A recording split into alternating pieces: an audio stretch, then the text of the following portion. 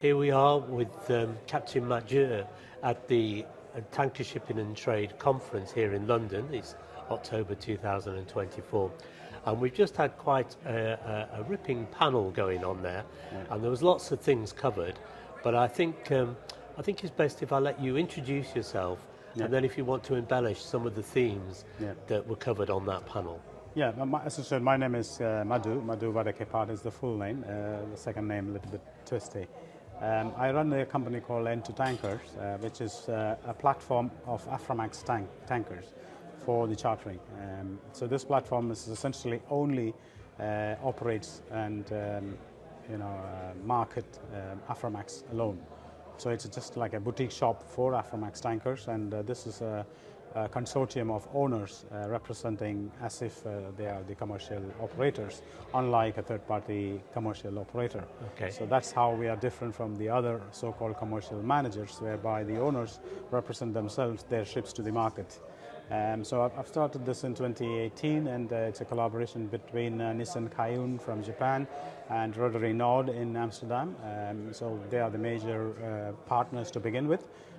We are in the process of expanding our fleet. We are looking for more ships to join us from the like-minded owners. As I said, this is not a platform of commercial management in a sense to make any revenue as such. So we operate at cost basis, unlike other so-called managers. That's the difference between the other managers or so-called platform when you compare with N2 Tankers. And it's been successfully running. We've been getting good revenues back to the owners, and so far it's been a great journey. Yeah. Oh, excellent. Well, it does sound like a successful business model, a different approach, but by the sounds of it, a leaner approach, as it were. Yeah. So we were talking, there was lots of things covered on that panel, but you were talking about multiple tier. Yeah, especially in the light of this decarbonisation, as I said, every owners are not going to push the pedal harder to achieve the target, let's say.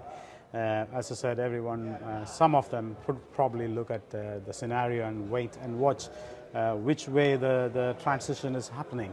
And there will be voluntarily following the regulatory norms, but over and above, it's very unlikely many owners would push the pedal hard. In that sense, people will look for an alternate market, which is a double second-tier market. For instance, if the ships are getting in a situation where they have covered their costs, the finance is done, the ship is free of, let's say, any mortgage, what is the necessity for the owners to push harder to get into this mainframe, rather find a niche market where the ships can be traded and complete their life cycle, So therefore, I see I see places where you could look for a second-tier chartering markets developing in the course of time.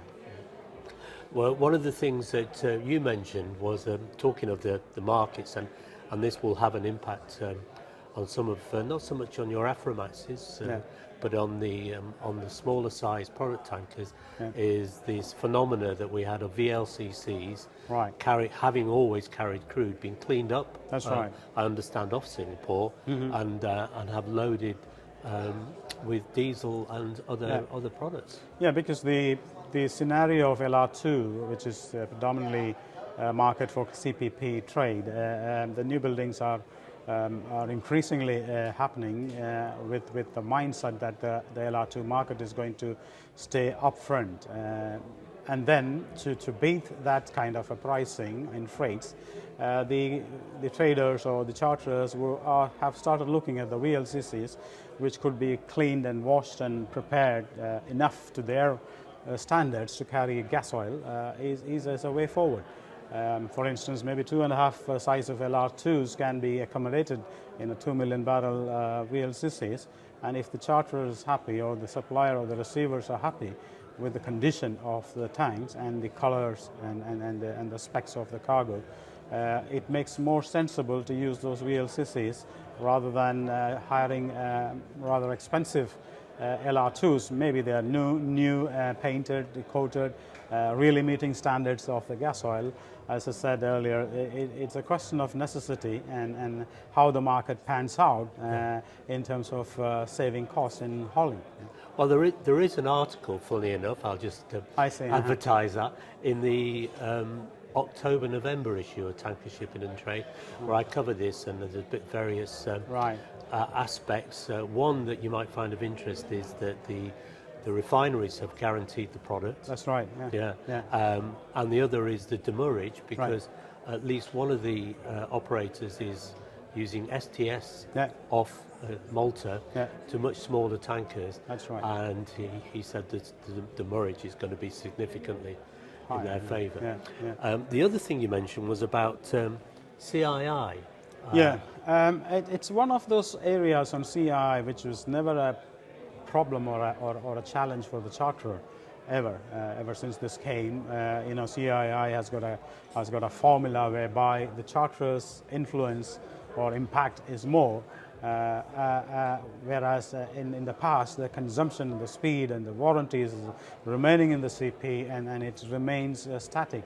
But now CII makes it more dynamic, and the charterer really has to ensure that ship performs or attains the correct CII. In other words, you need to probably ballast longer to maintain the CII, whereas as a charterer, I don't want a ballast run to happen at all. And so the conundrum or the confusion is whether I run after the CII's standards by compromising my revenue. So it's like a chicken or egg situation. Which one to be looked after, which was never a case for us in the past. So CII, for instance, is governed by the ton miles and the consumption. So the more the haulage, the problem for us. For example, if you take the LNGs, 20, I think some of the articles said 180 LNGs are not going via Red Sea, and they are using the Cape of Good Hope towards Far East destinations, and to meet that delivery, they are increasing their speed, and they're increasing the speed and increasing the distance. So the CII has gone out of window.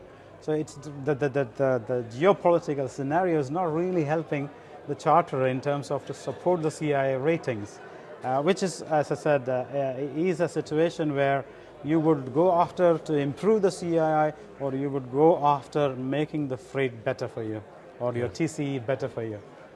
So that's where CII and the TCE has got a great interlocking, shall we say? Well, in terms of interlocking, I've noticed that you're very popular in the networking taking place in the coffee, because of the functions that you have in the market and the investment side. Right. So I'd like to ask you how you're finding the conference today. Absolutely exciting, because some of them I know, some for instance Karen, I worked with her 16 years ago, and it was really emotional to connect back to them. And there's so many of them I've sailed or I know them. And it's more like an east connection to the west, because I flew in all the way, and I'm meeting all these people, and getting reconnected is fantastic. It's more than talking the numbers and the graphs and what is what in the future. It's more of a gathering whereby you get a good networking, and you refresh yourself with the connections, which normally otherwise it's a question of going to each office and meeting them. Now I meet them all in coffee.